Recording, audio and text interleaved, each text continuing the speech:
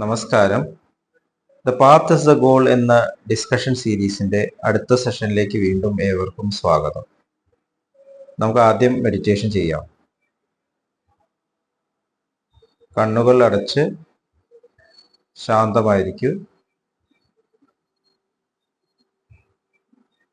ഭൂമി മാതാവിനോടും സർവ ചരാചരങ്ങളോടും അന്തരീക്ഷത്തോടും കൃതജ്ഞത രേഖപ്പെടുത്തും.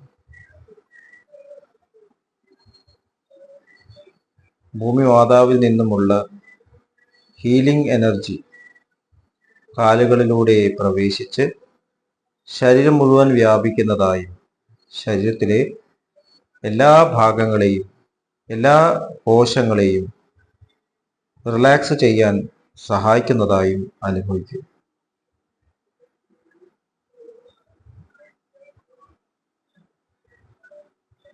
ഇപ്പോൾ ശരീരം പൂർണ്ണമായും റിലാക്സ്ഡ് ആയി. ഈ റിലാക്സേഷൻ ഹൃദയത്തിൽ അനുഭവിക്കൂ. ശ്വാസം ദീർഘമായി എടുക്കൂ.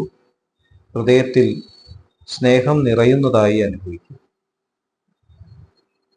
ശ്വാസം പുറത്തേക്ക് വിടുമ്പോൾ പ്രപഞ്ചം മുഴുവൻ സ്നേഹം വ്യാപിക്കുന്നതായി അനുഭവിക്കൂ.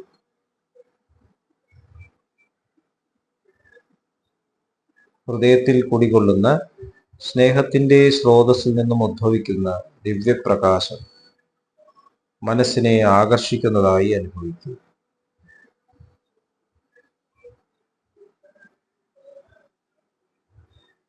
ആ ദിവ്യപ്രകാശത്തിൽ ധ്യാനം ആരംഭിക്കൂ. മനസ്സിൽ ചിന്തകൾ വരുന്നുണ്ടെങ്കിൽ മൃദുവായി അവയെ അവഗണിക്കുക. ദിവ്യപ്രകാശത്തിൽ ധ്യാനം തുടരുക. Please start meditation.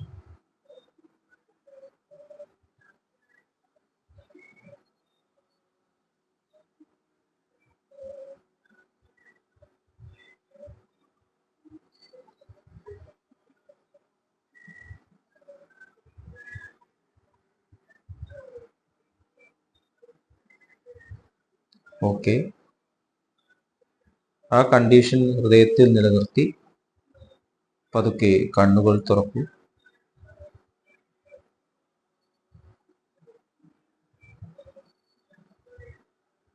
എല്ലാവരെയും ഹാർദമായി ഹാർട്ട്ഫുൾനെസ് സഹജമാർ മെഡിറ്റേഷൻ സിസ്റ്റത്തിലേക്ക് സ്വാഗതം ചെയ്യുന്നു.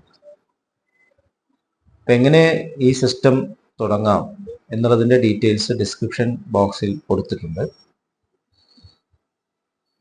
നമ്മൾ എഡ്യൂക്കേഷനെ കുറിച്ചാണ് ചർച്ച ചെയ്തുകൊണ്ടിരിക്കുന്നത്.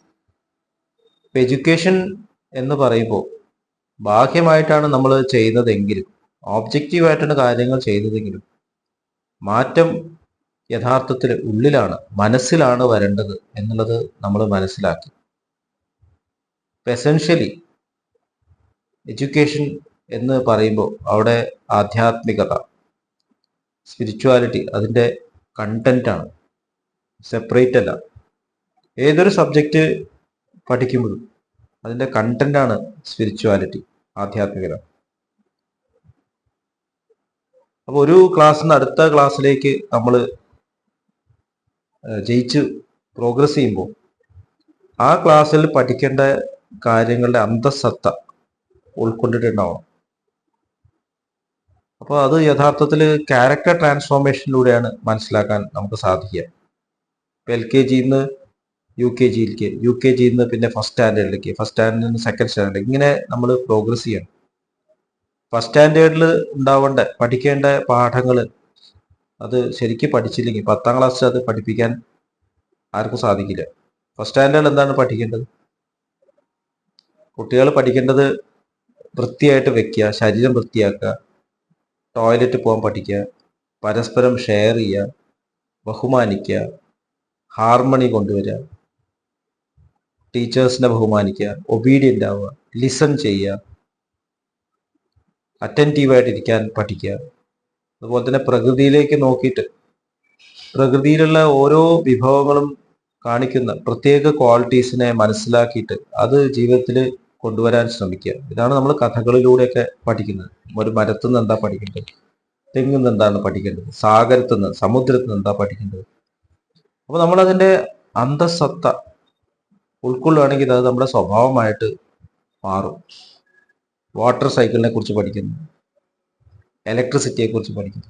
അപ്പൊ ഇതൊക്കെ കാണിക്കുന്നത് അടിയിലൊരു നിയമമുണ്ട്, ഈ പ്രപഞ്ചത്തിലൊരു നിയമമുണ്ട്.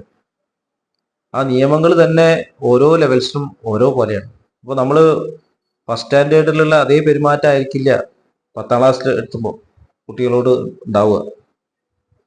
ഫസ്റ്റ് സ്റ്റാൻഡേർഡിൽ ഒരു കുട്ടി അറിയാതെ ക്ലാസ്സിൽ മൂത്രമൊഴിച്ച ചീത്ത പറയും, ചിലപ്പോൾ ചെറിയ ശിക്ഷ കിട്ടും. അത് 10ാം ക്ലാസ് ഒരു കുട്ടി ചെയ്യുകയാണെങ്കിൽ, ഞാനൊരു വളരെ ഗ്രോസ് ആയിട്ടൊരു ഉദാഹരണം പറയുകയാണ്. അപ്പൊ ഏറ്റവും ഉയർന്ന തലത്തിലെത്തിയിട്ടുള്ള വ്യക്തികൾ, ഭരണാധികാരികളൊക്കെ വളരെ വളരെ സ്വാർത്ഥമായിട്ട് പെരുമാറുമ്പോൾ അതിന്റെ അർത്ഥം എന്താണ്? അവര് ഈ പാഠങ്ങളൊന്നും പഠിച്ചിട്ടല്ല അവിടെ എത്തിയിരിക്കുന്നത്. ഓട്ടോമാറ്റിക് പ്രൊമോഷൻ എങ്ങനെയൊക്കെയോ പാസ്സായി അവിടെ എത്തി. ചിലപ്പോൾ ഡിഗ്രി ഉണ്ടാവും, മാർക്ക് ഉണ്ടാവും, പക്ഷെ അവര് നമ്മളെ ലീഡ് ചെയ്യാനുള്ള ആ തരത്തിൽ ടീച്ചേഴ്സ് ഉണ്ടായിട്ടുണ്ടാവില്ല. ഇതിനാണ് പ്രാധാന്യം എന്ന് പറഞ്ഞു കൊടുത്തിട്ടുണ്ടാവില്ല. അപ്പൊ നമ്മൾ TV പ്രോഗ്രാംസ് ഒക്കെ ഉണ്ട്, കോണ്ടാക്ട് പ്രോഗ്രാംസ് പോലെ. അപ്പൊ അതില് കോളേജിൽ പ്രോഗ്രാം നടക്കുമ്പോൾ പുറത്ത് ചായക്കടയിൽ ഇരിക്കുന്നവരും പറമ്പില് മരത്തിന്റെ അടിയിൽ നിന്ന് സല്ലപിക്കുന്നവരോടൊക്കെ ചോദിക്കും, നീ ക്ലാസ് കട്ട് ചെയ്യാറുണ്ടോ? അപ്പൊ ഞങ്ങൾ ക്ലാസ് ഒക്കെ കട്ട് ചെയ്യാറുണ്ട്. അപ്പൊ ക്ലാസ് കട്ട് ചെയ്യുന്ന എന്തോ നല്ലൊരു കാര്യമാണ് എന്നാണ് ടെലിവിഷനിലൂടെ തന്നെ പറയുന്നത്. കോളേജ് പറഞ്ഞാൽ അടിച്ചു പൊളിക്കാനുള്ള സ്ഥലമാണ്. എന്നോടൊക്കെ പറയായിരുന്നു കോളേജ്, നീ വലിയ പഠിപ്പിസ്റ്റാണ് എന്ന് പറയാറുണ്ടായിരുന്നു. അപ്പൊ നിങ്ങളൊക്കെ എന്തിനാണ് വരുന്നത് എന്ന് ഞാൻ ചോദിക്കാറുണ്ട്. പഠിക്കാനല്ലേ വരുന്നത്. അപ്പൊ ഒരു അച്ചടക്കമുള്ള കുട്ടി, ഒബീഡിയന്റ് ആയിട്ടുള്ള ഒരു കുട്ടി, ആ കുട്ടിയെ ചിലപ്പോൾ ഫ്രണ്ട്സ് സ്വീകരിച്ചു എന്ന് വരില്ല. ഇങ്ങനെ അച്ചടക്കം പാടില്ല എന്നൊക്കെ പറയും, പ്രോത്സാഹിപ്പിക്കുകയാണ് വേണ്ടത്. അപ്പൊ ഈ തരത്തില് നമുക്ക് ക്യാരക്ടർ ട്രാൻസ്ഫോർമേഷന് പ്രാധാന്യം കൊടുക്കാതെ പ്രൊമോഷൻ ലഭിച്ചിട്ട് ഹയർ ലെവലിൽ എത്തുമ്പോഴാണ് നമ്മുടെ രോഗത്തിന് പ്രശ്നങ്ങൾ ഉണ്ടാവുന്നത് എന്നുള്ളത് വ്യക്തമാണ്. അപ്പൊ നമ്മളൊരു സ്ഥലത്ത് ഒരു ലെവലിൽ നിന്ന് അടുത്ത ലെവലിലേക്ക് പോകുമ്പോൾ അതിന്റെ എസെൻസ് നമ്മൾ ഉൾക്കൊണ്ടിട്ടാവും. ഇതിനാണ് നമ്മൾ കോൺസെൻട്രേഷൻ എന്ന് പറയുന്നത്. ഇപ്പൊ കുറെ ഓറഞ്ച് കൂട്ടിക്കഴിഞ്ഞാൽ അതിന്റെ ഒരു എസെൻസ് ഉണ്ടാക്കി ആ ഓറഞ്ചുകളുടെ എല്ലാം എസെൻസ് ആയി. അവിടെ നമുക്ക് സ്ക്വാഷ് ഉണ്ടാക്കാം, ജാം ഉണ്ടാക്കാം, ജ്യൂസ് ഉണ്ടാക്കാം, പലതും ഉണ്ടാക്കാൻ പറ്റും എസെൻസ്. അതുപോലെ കോളേജിലേക്ക് പ്രവേശിക്കുന്ന ഒരു കുട്ടി, 12ാം ക്ലാസ് പഠിച്ച ഒരു കുട്ടിക്ക് ആ സ്കൂൾ എഡ്യൂക്കേഷൻ എസെൻസ് ഉണ്ടായിട്ടാണ്. അപ്പൊ ഒരു പ്രത്യേക ക്യാരക്ടർ നമ്മൾ അവരിൽ നിന്ന് എക്സ്പെക്ട് ചെയ്യണം. അതാണ് അതിന്റെ എസെൻസ് എന്ന് പറയുന്നത്. അപ്പൊ ഇത് തന്നെയാണ് ആധ്യാത്മികത എന്ന് പറയുന്നത്. നമ്മൾ ഒരു ലെവലിൽ നിന്ന് അടുത്ത ലെവലിലേക്ക് ട്രാൻസെൻഡ് ചെയ്യുമ്പോൾ നമ്മൾ ആ ട്രാൻസെൻഡ് ചെയ്ത ലെവലിന്റെ എസെൻസ് ഉൾക്കൊണ്ട് ആ ക്യാരക്ടർ നമുക്ക് വന്നിട്ടുണ്ടാവും. ആധ്യാത്മികതയിൽ ചക്രങ്ങളെ കുറിച്ചിട്ട് പറയും. ഇത് ക്ലാസ്സുകളെ പോലെ തന്നെയാണ്. ഒരു ചക്രം കിടക്കുമ്പോൾ ഭൂമി ചക്രം നമ്മൾ ട്രാൻസെൻഡ് ചെയ്യുമ്പോൾ ഭൂമിയുടെ സ്വഭാവമായിട്ടുള്ള കണ്ടന്റ്മെന്റ്, പേഷ്യൻസ്, ഫോർഗീവ്നെസ് ഇതൊക്കെ വന്നിട്ടുണ്ടാവണം. എങ്കിലേ നമ്മൾ ട്രാൻസെൻഡ് ചെയ്ത് പറയാൻ സാധിക്കും. നമുക്ക് ഇടിച്ചു കയറി പോകാൻ പറ്റില്ല. അതുകൊണ്ട് തന്നെ യോഗ എന്ന് പറയുമ്പോൾ ഒരു പവർ ഉപയോഗിക്കുന്ന സിസ്റ്റമാണെന്ന് വിചാരിക്കുന്നത് വളരെ വളരെ തെറ്റിദ്ധാരണയാണ്. സഹജമാർഗത്തിലെ മാസ്റ്ററായിട്ട് ബാബുജി മഹാരാജ് പറയാറുണ്ട്, ഏറ്റവും നല്ല സിസ്റ്റം എന്ന് പറഞ്ഞാൽ പവർ ഉപയോഗിക്കാത്ത സിസ്റ്റമാണ്. Only love. ലവ് എന്ന് പറയുമ്പോൾ അവിടെ പവർ ഇല്ല, ഇൻഫ്ലുവൻസ് മാത്രമേ. പ്രസൻസ് കാരണം തന്നെ മാറ്റങ്ങളുണ്ട്. സൂര്യൻ പ്രകാശിപ്പിക്കുമ്പോൾ തന്നെ നമുക്ക് പ്രകാശം ലഭിക്കും. സൂര്യൻ പ്രത്യേകിച്ചൊന്നും ചെയ്യേണ്ട കാര്യമില്ല. സൂര്യൻ പ്രകാശം നൽകുന്നു എന്ന് പറയാൻ പറ്റില്ല. സൂര്യൻ പ്രകാശിക്കുന്നു, അതിന്റെ എഫക്റ്റ് അത് അനുഭവിക്കുന്നവർക്ക് അതുണ്ടാവും. അതുപോലെ സ്നേഹത്തിൽ ഉയർന്ന ഒരാൾക്ക് ഒന്നും ചെയ്യേണ്ട കാര്യമില്ല, പ്രസൻസ് കൊണ്ട് ആൾക്കാർക്ക് മാറ്റം സംഭവിക്കുന്നു. അപ്പൊ ഈ തരത്തിലുള്ള ഒരു യാത്ര നമ്മൾ എപ്പോഴും ആ കണക്ഷൻ വേണ്ടത് ക്വാളിറ്റീസിലേക്കായിരിക്കണം. നമ്മുടെ ജീവിതത്തിൽ ഉണ്ടാകുന്ന ക്യാരക്ടേഴ്സ് ട്രാൻസ്ഫോർമേഷൻ അത് കൂടുതൽ കൂടുതൽ കൂടുതൽ കൂടുതൽ മെച്ചപ്പെട്ടതായി വരണം. ഇപ്പൊ സ്കൂളിൽ ഉണ്ടാകുന്ന ഡിസിപ്ലിനേക്കാളും ഹയർ ഡിസിപ്ലിൻ ആയിരിക്കണം കോളേജിൽ ഉണ്ടാവും. കോളേജിൽ കാണിക്കുന്നതിനേക്കാളും ഹയർ ഡിസിപ്ലിൻ ആയിരിക്കും ജോലി സ്ഥലത്ത് കാണിക്കും. പേരൻസ് എത്ര ഡിസിപ്ലിൻ ആണ് കുട്ടികളെ വളർത്തുമ്പോൾ, പേരൻസ് മാതൃകയാവണം എന്ന് പറയുന്നത് രാവിലെ early to bed early to rise എന്ന് നമ്മൾ കേട്ടിട്ടുണ്ട്. Makes a man healthy, wealthy and wise. പക്ഷെ പ്രായമുള്ളവർ അത് ചെയ്യാറുണ്ടോ? ഏർലി ബേർഡ് ക്യാച്ചസ് ദ വേം എന്ന് പറയും. നേരത്തെ എത്തിയാൽ നമുക്ക് അതിന്റെ ഗുണം ഉണ്ടാവും. പങ്ക്ച്വാലിറ്റി, സിൻസിയറിറ്റി ഇതൊക്കെ കാണിക്കുന്നുണ്ടോ? അതൊക്കെ നമുക്ക് ആദ്യം പഠിക്കേണ്ട കാര്യങ്ങളായിരുന്നു. പൊതുസ്ഥലത്ത് വേസ്റ്റ് എറിയരുത്, തുപ്പരുത്. നമ്മൾ നോക്കിക്കഴിഞ്ഞാൽ പ്രായമുള്ള ആൾക്കാരുടെ മാക്സിമം ഇത് ചെയ്യുന്നു. മുറുക്കി തുപ്പുക, വേസ്റ്റ് അവിടെ ഇവിടെയും വലിച്ചെറിയുക, കുപ്പി അവിടെ ഇവിടെ ഇടുക, നിയമങ്ങൾ പാലിക്കാതിരിക്കുക, ടാക്സ് അടയ്ക്കാണ്ടിരിക്കുക. കാരണം ലോകം നിലനിൽക്കുന്നത് ഈ നിയമങ്ങൾ പാലിക്കുന്നത് കൊണ്ടാണ് എന്നുള്ളത് മനസ്സിലാവുന്നില്ല. അത് വേറെ ആരൊക്കെയോ ചെയ്തോളും എന്നൊരു തോന്നൽ. അപ്പൊ ഇതാണ് നമ്മൾ കോൺസെൻട്രേഷനിലേക്ക് എത്തിയില്ല, ധാരണയിലേക്ക് എത്തി. ധാരണ എന്നുള്ള പദത്തെ കുറിച്ചാണ് നമ്മൾ ഡിസ്കസ് ചെയ്യുന്നത്. അപ്പൊ നമ്മുടെ ഈ യാത്രയിൽ, അപ്പോൾ നമ്മൾ മെഡിറ്റേഷൻ ചെയ്യുമ്പോൾ അല്ലെങ്കിൽ ക്ലീനിങ് ചെയ്യുമ്പോൾ അത് മാത്രമല്ല സ്പിരിച്വാലിറ്റി എന്ന് പറയുന്നത്. അത് നമ്മുടെ ജീവിതത്തിലേക്ക് പെർക്കുലേറ്റ് ചെയ്യണം. നമ്മുടെ ജീവിതത്തിൽ ഇത് നമ്മൾ കാണിക്കണം. മെഡിറ്റേഷൻ ചെയ്യുമ്പോൾ ഉള്ള ഡിസിപ്ലിൻ, കണ്ണടച്ചിരിക്കുമ്പോൾ ഹൃദയത്തിലുള്ള പ്രകാശം നമ്മൾ ശ്രദ്ധിച്ചുകൊണ്ട് മെഡിറ്റേറ്റ്, മനസ്സിൽ ചിന്തകളെ അവഗണിച്ചുകൊണ്ട് നമ്മൾ ഇരിക്കുന്ന ആ ഒരു പ്രക്രിയ അത് ജീവിതത്തിലേക്ക് വരണം. ജീവിതത്തിലേക്ക് വരുമ്പം നമ്മുടെ ജീവിതത്തിൽ പല പല ഇൻഫ്ലുവൻസ് വരും. അതാണ് നമ്മൾ ചിന്തകളെ അവഗണിക്കാതെ. ചിന്തകൾ എന്ന് പറഞ്ഞാൽ സ്വാർത്ഥത, പലതരത്തിലെ സ്വാർത്ഥ ചിന്തകൾ, അതിനെ നമ്മൾ നോയ്സ് എന്ന് പറയും. ആ നോയ്സ് കാരണം നമുക്ക് ശരിക്കുള്ള ആ വഴി കണ്ടെത്താൻ സാധിക്കുന്നില്ല. ശബ്ദകോലാഹലം, മനസ്സിന്റെ വൈബ്രേഷൻസ്, എനിക്ക് തീരുമാനം എടുക്കാൻ പറ്റുന്നില്ല എന്ന് പറയുന്നു. കാരണം പ്രയോറിറ്റൈസ് ചെയ്യാൻ പറ്റുന്നില്ല. ഏതാണ് പ്രധാനം? മൂന്നാല് കാര്യങ്ങൾ വന്നാൽ ഏതാണ് പ്രധാനം എന്നുള്ളത് മനസ്സിലാവുന്നില്ല. അത് മനസ്സിലാവാൻ വേണ്ടിയിട്ടാണ് മെഡിറ്റേഷൻ ചെയ്യുന്നത്. അപ്പൊ ഈ തരത്തിൽ നമ്മൾ മെഡിറ്റേറ്റ് ചെയ്യുമ്പോൾ ശരിക്കും കോൺസെൻട്രേഷൻ എത്തിയിട്ടുണ്ടെങ്കിൽ നമ്മുടെ ലൈഫിൽ കാര്യങ്ങൾ ആദ്യം ഏതാണ് ചെയ്യേണ്ടത്, രണ്ടാമത് ഏതാണ് ചെയ്യേണ്ടത് എന്നുള്ള കൺഫ്യൂഷൻ ഉണ്ടാവില്ല. നമ്മൾ ഈ തരത്തിലുള്ള ഇന്റലക്ച്വൽ ആയിട്ടുള്ള പ്രശ്നങ്ങൾ, അതുകൊണ്ടാണ് നമ്മുടെ ഗുരുനാഥന്മാർ ഇന്റലക്റ്റിനെ അല്ല ഹൃദയത്തെയാണ് ആശ്രയിക്കേണ്ടത്. ഹൃദയം ഹൃദയം എന്ന് പറഞ്ഞാൽ സ്നേഹത്തിന്റെ പാത.